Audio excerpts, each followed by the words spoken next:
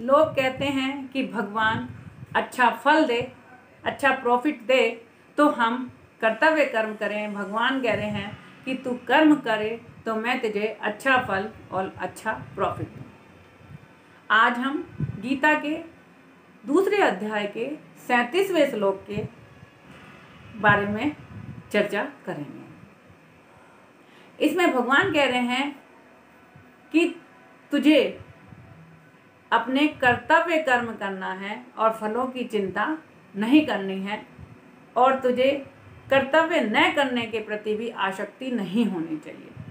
अर्थात तेरे को कर्म करना है और फल की चिंता नहीं करना।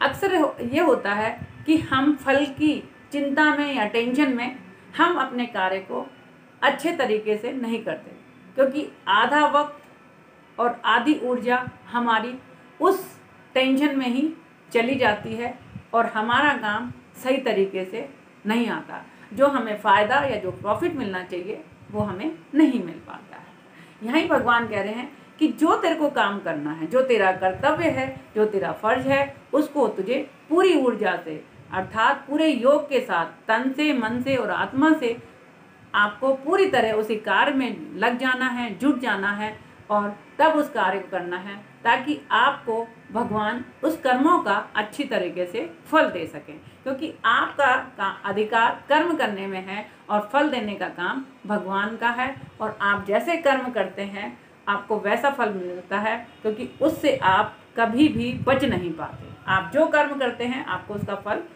अवश्य ही प्राप्त होता है। अक्सर क्या होता है, लोग फल की आशा में इतने टेंशन में रहते हैं कि जीवन ही मानसिक तनाव में बदल गया है। क्योंकि सारे दिन जब भी हम कोई काम करते हैं उसके लिए कभी परिस्थिति को दोष देते हैं तो कभी हम उसके फल को दोष देते हैं।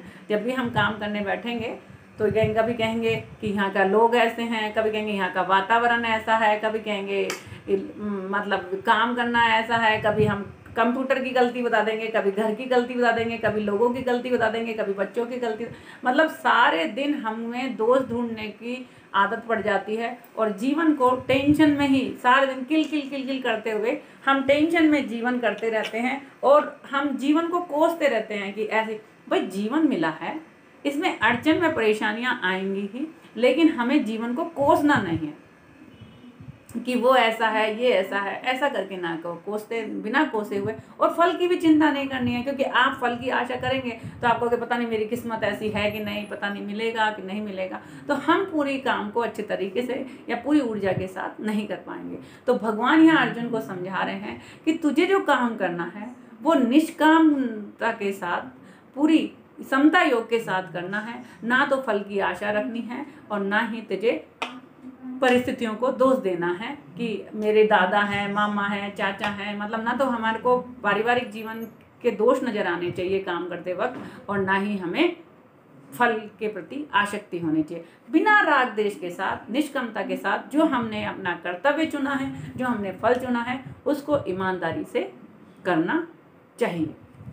क्योंकि जब हम ईमानदारी से काम करते हैं तो हमारी उस काम के अंदर तन, मन और आत्मा की पूरी ऊर्जा लग जाती है और उस काम को करने का एक आनंद आता है। जैसे एक माँ होती है, अपने बच्चे को पालती है, वो सुबह से शाम तक काम करती है, लेकिन उसको काम बोझ ही नज़र नहीं आता। हमें वो काम को आनंद के साथ करते हैं, क्योंकि उसमें आनंद आ जाता है तो वो काम बोझ नज़र नहीं आता। काम बोझ कब लगता है? जब हम उसको कोसते हैं या उसको बोझ समझ लेते हैं। और यदि काम को आपने अपना कर्तव्य समझ लिया और निष्कामता से आप काम कर रहे हैं तो वो काम आपका आनंद बन जाता है। अक्सर माँ को देखो, इतने भारी बच्चे को उठा भी लेगी, सुबह से लेकर शाम तक काम भी कर देगी, उसे कोई टेंशन नहीं होती और कोई उसको फल की भी आसक्ति नहीं है कि भैया मैं ये बड़ा होगा तो मेरे लिए अच्छी नौकरी करेगा या कुछ करेगा। नहीं, बस वो अपना कर्तव्य का उसका मालूम है कि मेरा कर्तव्य है कि मैं इस बच्चे को अच्छा पढ़ाऊँ, लिखाऊँ, इसको अच्छा संस्कार दूँ। अगर वो अच्छा बन जाता तो फिर वो ये चाहती है कि ये मेरा बच्चा अपने परिवार के काम आए, अपने समाज के काम आए और अपने देश के काम आए, क्योंकि उससे वो कोई आशा नहीं रखती। जो अच्छे, जो धार्मिक आदमी होते हैं या अध्यात्म हमें यही सिखाता है कि हम जो काम करें आपको वो फल अच्छे मिलेंगे, उससे आपकी यश, कीर्ति, सम्मान मिलेगा और दूसरा जन्म भी अच्छा होगा। लेकिन वो उस समय आशा नहीं रखते हैं, वो ये सोचते हैं कि भाई ये मेरा कर्तव्य है। यानी कोई स्कूल में जैसे टीचर्स पढ़ा रहे हैं तो उनको कोई बच्चों से आशा नहीं होती, बस वो अपना काम और अपना ईमानदारी से करते हैं, निष्कामता से, कि भाई अच्छा पढ़ो लिखो, अपनी पूरी ऊर्जा लगाते हैं। तो उस टीचर का नाम भी होता है कि देखो ये टीचर बहुत अच्छा, बड़ी ईमानदारी से और बहुत अच्छे से पढ़ाता है, तो उसे यश कीर्ति भी मिलती है। राष्ट्रपति अवार्ड उन्हीं टीचर्स को मिलते हैं, क्योंकि फल देने वाला ऊपर परमात्मा बैठा हुआ है। जब हम अच्छे तरीके से काम करते हैं तो उस काम में आनंद भी आता है और उससे हम लोग को अनुभव मिलते रहते हैं। मन एकाग्र होता है, मन में शांति होती है, मन में एक संतुष्टि होती है। आप करिए, आपने जिसने अपना काम को कर्तव्य समझ के, अपना फर्ज समझ के किया है, उसने एक अद्भुत आनंद प्राप्त किया है। और जो एक अंदर की प्यास होती है ना, वो भी बुझ जाती है, क्योंकि अब आपको वो प्यास नहीं लग रही थी। नहीं तो आपको क्या, अंदर से खाली, जब हम कामनाओं से कोई काम करते तो अंदर से खाली खाली महसूस करते हैं और मन भी हमेशा विचलित सा रहता है, अरे जाने क्या होगा। कभी कह तो रही हूँ, कभी आप वर्तमान को दोष दोगे, कभी भविष्य को दोष दोगे, तो कभी पहले दोष लगाओगे, कोसते रहोगे हर किसी के, पहले मेरे साथ ऐसा हुआ था, बाद में मेरे साथ कहीं ऐसा ना हो जाए, पहले मेरे साथ ऐसा हुआ था, वो कह रही मेरे सास ने पहले ऐसा किया था, उसने मेरे साथ ऐसा किया, मेरे पति ने मेरे साथ ऐसा किया, मेरे बच्चे ने मेरे साथ ऐसा किया, अरे आगे का भी क्या भरोसा, वो ऐसे ही करेंगे, उसने ऐसा कर दिया तो, उसने लड़ लिया तो, वो फलाना हो गया तो। मतलब इस तरह का हमारे मन के अंदर भावनाएं होती हैं और फिर हम उस काम को अच्छे तरीके से नहीं कर पाते और हमारा जीवन टेंशन में और परेशानियों में ही बीत जाता है। तो हमको जो काम करना है पूरे संभाव के साथ, समता के साथ, निष्कर्मणता के साथ, मतलब निष्काम भावना के साथ, ना उसमें कोई आसक्ति रखनी है और ना ही उस काम को कोसते हुए करना है ना। कि यदि कोई हमारा काम है तो हमें उसको ये भी नहीं है कोसते हुए, दुखी हुए, आपने जो हुआ था पहले हो गया, पुरानी बातों को याद करते हुए हम उस काम को ना करें तो ज़्यादा अच्छा रहे, क्योंकि भूतकाल था वो आपका निकल गया है, आप अब वर्तमान है। अपने भूतकाल के चक्कर में हम वर्तमान के काम को क्यों खराब करें। हम वर्तमान के काम को बहुत अच्छे तरीके से करें और उसका रिजल्ट फिर हम भविष्य में हमें बहुत अच्छा मिलेगा। और क्या मिलेगा वो आपको नहीं पता है, वो देने वाला वो ऊपर वाला बैठा है, उसके पास न्याय है, अन्याय नहीं करता वो, और पूरा करेगा। आपने जो किया है, आम बोया है तो आम मिलेगा, बबूल बोया है तो बबूल मिलेगा। देर है अंधेर है ही नहीं यहाँ पे, थोड़ी देर हो सकती है, मान लीजिए आपने, और वो भी आपको चिंतन करना है, यानी आपको फल की चिंता नहीं करनी है, आपको ये चिंतन करना है कि हाँ कमी कहाँ हो गई। कई बार मैं देखती हूँ कि बच्चे, छोटे छोटे से बच्चे, अरे फेल हो जाते हैं, आत्महत्या कर लेते हैं। अरे आप चिंतन करिए, छोटी छोटी बातों में अपनी पूरी जिंदगी बर्बाद मत कर दीजिए कि गलती कहाँ हो गई। आपकी कॉपी है, रीचेकिंग करवा लीजिए कि कहाँ गलती करी थी, उसको देखिए ना, और फिर समस्या का समाधान ढूंढिए। चिंतन यही तो होता है कि आपने जो गलती कर दी है या आपके पास जो समस्या है उसका समाधान कीजिए। आपको फल की चिंता नहीं करनी कि गलत फल आ गया है उसको रोना है, नहीं, उस फल को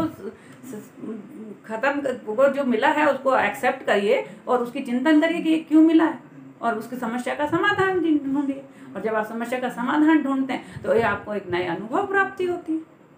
तो भगवान यही कह रहे हैं कि आपको अपने कर्तव्यों का पालन करना है, फल की चिंता नहीं करनी है। यदि आपको फेल हो जाते हैं या कोई गलत फल मिल भी जाता है तो आपको समस्या का समाधान कर करके आगे बढ़ जाना है और जीवन का असली सुख, असली शांति को प्राप्त करना है। और मन को खाली नहीं, मन को भरे रखकर पूरी ऊर्जा और पूरी शक्तियाँ आपको प्राप्त करनी है और उस आनंद की अनुभूति करनी है जिसके लिए हम इस दुनिया के अंदर आए हैं। इस दुनिया के अंदर वह अपना यश, सम्मान और अपनी अंदर शांति बनाए रखना है और ताकि हम अच्छे काम करके हमारा अगला जन्म भी अच्छा हो, यह सोचना है। तो भगवान यही कह रहे हैं कि हमें किलकिल करते हुए या दुनिया को दोष देते हुए जीवन नहीं जीना है। हमें वर्तमान में अपने काम को पूरी निष्कामता से, समभाव रहते हुए अच्छे से काम करना है और अपनी ज़िंदगी में शांति